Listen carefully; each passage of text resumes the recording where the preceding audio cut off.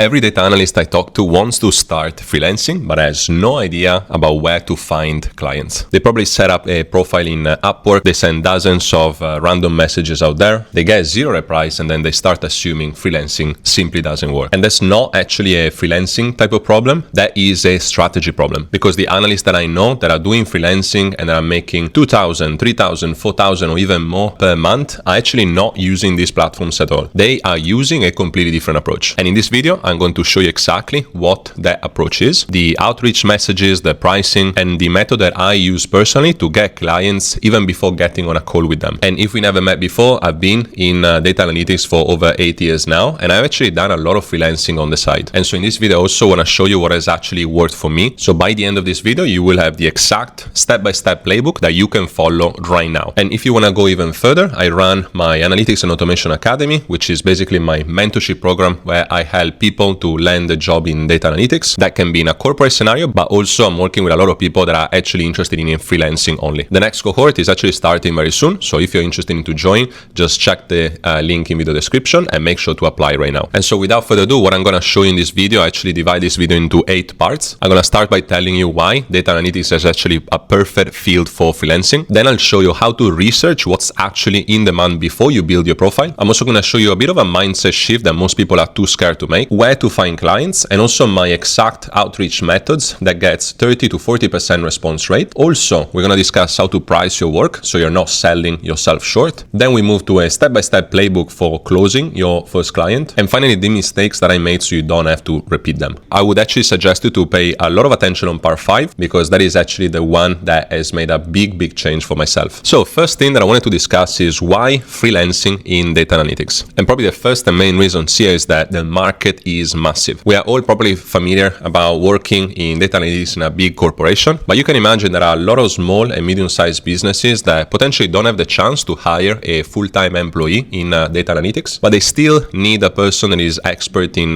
this field. It's probably cheaper for them to get a freelancer without taking care of all the admin that usual big corporations have to deal with. And also it's a way to test a person potentially for only one single task or for a few months, as opposed to hiring the person and potentially committing with a long-term relationship with the employee. Also, freelancing in the majority of cases allows you not to quit your current job. Majority of people start freelancing on the side. And so first of all, you have a bit of a security because maybe your main income is coming from elsewhere. And also you can test it out before actually committing to it long-term. And probably if you're watching this video, you are considering freelancing because first of all, it pays very well. On average, your hourly rate would be higher compared to a corporate job and also allows you to have way more freedom compared to a normal full-time role. You can usually expect to better manage your time and also working with international clients from the location that you prefer. And so if all of this makes sense to you, let's move on to the second part of this video, which is what I call map your value before anything else. Before you open Upwork or before you message anyone, you need to know 2 things. First of all, what you are selling, and also second, what people are actually buying. And so for step 1, to really understand what you're selling, you can do a very simple exercise, which I call the skill tree exercise. First of all, you can start with your core skill, which might be data analytics. Then you want to branch that skill into different services that you can offer. So for example, just to give you some practical ideas, you can have something like dashboard builds, data cleaning, ad hoc analysis, automated reporting, and even data migrations. And then you can go even further, branching again these services into subtasks. And so for example, if I take dashboard builds,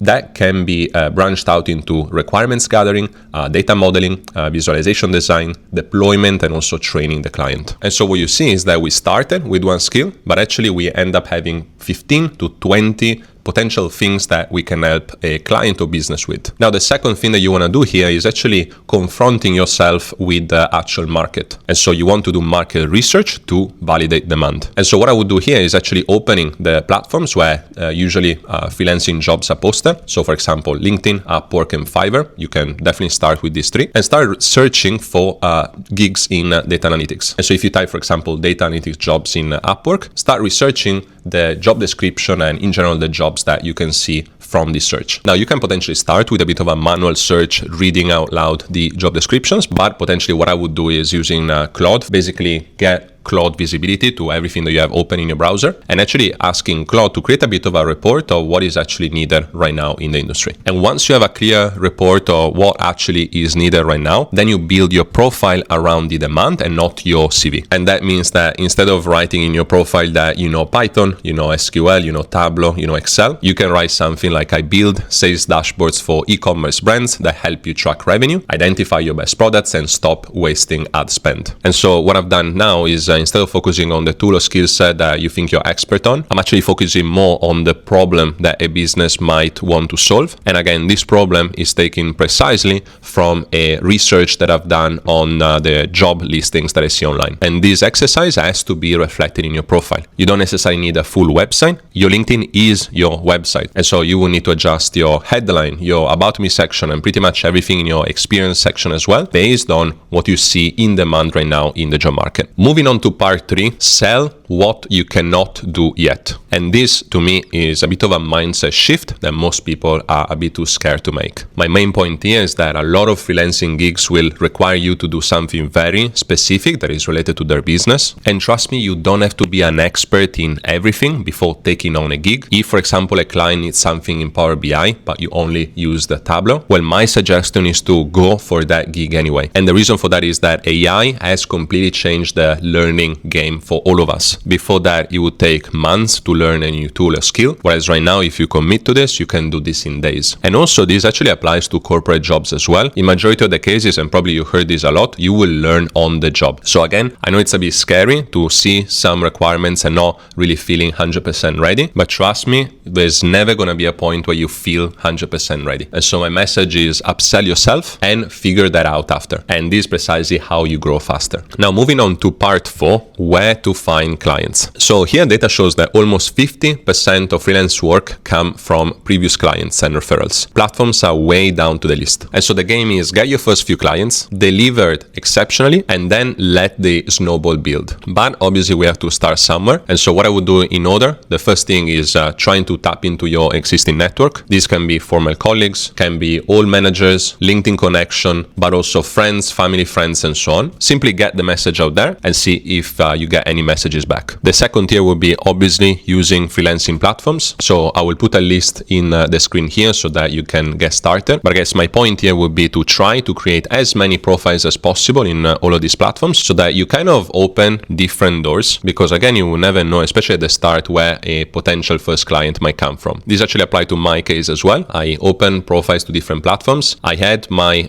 profile on Upwork, but actually my first freelancing client saw my profile on Upwork and decided to text me directly on LinkedIn. This was obviously a way to avoid the Upwork commissions and get straight to the work pretty much on a direct level. But obviously, I have to admit that this worked only because I had a profile up and running on Upwork. And apart from your existing network and those freelancing platforms, the tier 3 that I would use here is definitely what is called cold outreach. There are plenty of businesses out there that are either publicly asking for help in terms of data analytics and other fields, but potentially a whole lot more small businesses that don't even know they need help with. And here, a outreach message might make the difference. And this brings us to part 5, which is personalized outreach that actually works. So here, the thing that is happening in the freelancing world, but also on all over these platforms like Upwork and Fiverr, is that a lot of people will use AI to actually respond to these job postings and propose the work. And all of these messages are pretty much looking the same. These are AI generated messages and you can spot them from miles away. I'm actually saying this because sometimes I need some video editing freelancers, or maybe someone helping me with my website. And whenever I post a job on Upwork, I get plenty of messages from people and they all look very much AI generated. And so here you can actually see the opportunity to really stand out among all of these freelancers using these AI generated messages. And so again here, if you actually want to leverage AI the smart way, before you message a potential client,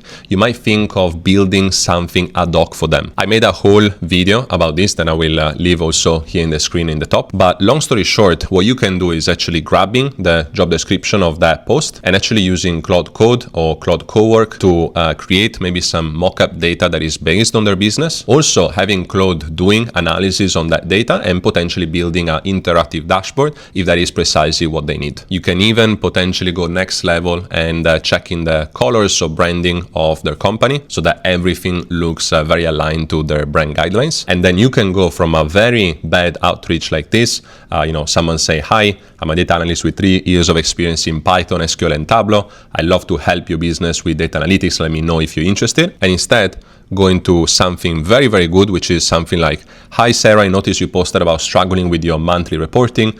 I put together a quick dashboard using your public product data that shows which categories are growing fastest. Here's the screenshot. Would it be useful if I build a full version for you? So you can immediately see the first message is selling skills, and definitely here nobody cares. The second message sells a solution to a problem that the business has. And this proves that you can deliver before they even spend a penny. This is obviously a longer way to do outreach, but again, with AI, you can potentially create a full end-to-end project in around 5 minutes. And again, if you want to see the full tutorial on how to do this, I will definitely suggest to check in the video that I made already. But then at the same time, you will see that the conversion rate of these messages and the outreach will skyrocket to 30, 40% or even more. And this brings us to part 6, which is what to charge. So the first thing that I wanted to mention here is actually avoiding to fall into one common trap about freelancing, which is actually understanding the difference between small projects versus long projects. What a lot of people find when they start freelancing is that, you start with one very small project. Maybe you charge $500, even $1,000, but that's a small task and kind of an ad hoc project that the client needs. You do the work, you deliver everything, you get paid, and that's pretty much it. The problem with this is that after the first project, you have to start looking again for a new project that might take some time as well. So that means that potentially you don't have any income while you wait for the second one. And that's also why a lot of people, they just stop freelancing straight after the first project. Well, the real money and the real strategy is trying to work with the retainers, which means that instead of charging a one ad hoc fee to a client, you try to find a way to stick with them for long term. And so that means that potentially you may want to offer to maintain a dashboard even after it's been built, update some of the reports or answer any ad hoc questions after that. And that's how, even if you have 2 or 3 clients, you build a very long-term relationship with them. And that's how you also build a real income. And so small projects might pay the bills and kind of give you some one-off fee, but actually retainers is the pricing model that allows you to actually build a strong business. And the second thing on pricing that I wanted to cover, it will be the difference between project-based versus hourly rates. What I've seen in most cases is that the client really doesn't care about how long it takes for you to get a project done. What they care is the actual final result. And so your role here is actually trying to estimate the real economic value of your work. And here you can immediately see if a dashboard takes potentially 8 hours to build, while if you charge $50 per hour, you can make $400. Whereas if you charge based on a project and the value that you can actually create to the business, you can go all the way to $1,500. So it's not all the time straightforward, but in my case, I would definitely recommend trying to work on a project level. And you will see that that is also giving a bit more security on a client side, because they can really budget for a specific amount for that project rather than paying per hour and not really being sure about how many hours it takes to deliver a specific task. And this brings us to part 7, which would be my first client playbook that I would use for any client work going forward. So if I have to show you step by step what happens from first contact to actually getting paid, is a very simple 5 steps playbook. So the first step would be a discovery call. And here the question that I would ask is probably, what is your biggest data pain? What tools do you use? What decisions are you trying to make with this data? Then the second thing would be to scope the actual work in writing. You don't need a 10-page documents, but probably a 1-paragraph proposal. So something like, I'll build you sales dashboards in Tableau that tracks XYZ. Deliverable would be in 2 weeks, and that would be the total price. I would definitely split the pricing into 50% upfront and also 50% upon delivery of the work. That is obviously a bit of a guarantee from the client side to be serious about the work that you're going to be doing. But that obviously brings us to step 4, which would be to deliver exceptionally. As we said, 50% of freelance work comes from previous clients. And so for your first client, you definitely don't have to focus on the payday or the amount that you're going to receive. It's basically the start of your referral engine. So you really have to make sure to communicate okay, clearly meet deadlines and over-deliver on the work. And then number 5 would be upsell into a retainer. So once they see the dashboard, then immediately offer monthly maintenance and updates. And so that is where you turn freelancing into actual monthly income in your pocket. And one more thing that I wanted to cover is actually the mistakes that I personally made. I guess one thing that I didn't do when I started freelancing was actually doing a bit of a competitor analysis. And so that meant really understanding what other freelancer skill set was in the actual market. And there is actually a bit of a cheeky way to do this. I can open my Upwork and actually post myself a job in data analytics, especially for the skills that I am expert on, then publish the job in Upwork or any other platforms, and you will see that you actually start receiving proposals from other people. And well, that to me is a bit of a cheeky and smart way to do a simple competitor analysis. You can post the job and actually screening the candidates that are coming to you. And then if you start opening the profiles and actually how they present themselves, you can definitely learn a lot from the people out there, especially from people that have quite a lot of experience in freelancing. And so that is to me a perfect way to have a bit of a point of reference of, how you are positioning yourself in the market compared to the competition out there. And then the other mistake that I made at the start was to get super clarity on the deliverables and requirements. And that is why I mentioned to you this scoping document where you really have to list down all the deliverables and have incredible clarity on that with the client. If you don't have that document in place, it's very easy to have a client coming back to you after you deliver the work, maybe asking for one more thing there, and so on. So that could easily double the amount of work that you have to put for that specific person. And there you have it. We cover a lot of ground, but this is actually the step-by-step playbook that you can follow to actually break into data analytics in the freelancing space. As I mentioned, you don't have to do all of these things by yourself. If you need my personal help and support until we actually land a job in data analytics, then make sure to check out my Analytics and Automation Academy. The next cohort is starting soon, and you can use the link in video description to actually apply right now. And if you found at least one useful information in this video, definitely subscribe to my channel so that I can help you even further in the next videos. And I will also leave here in the screen a few more videos that I made on very practical tutorials and projects that you can work on in the field of data analytics and actually add to your own data portfolio. As always, enjoy the rest of your day. Ciao for now, and see you in the next one.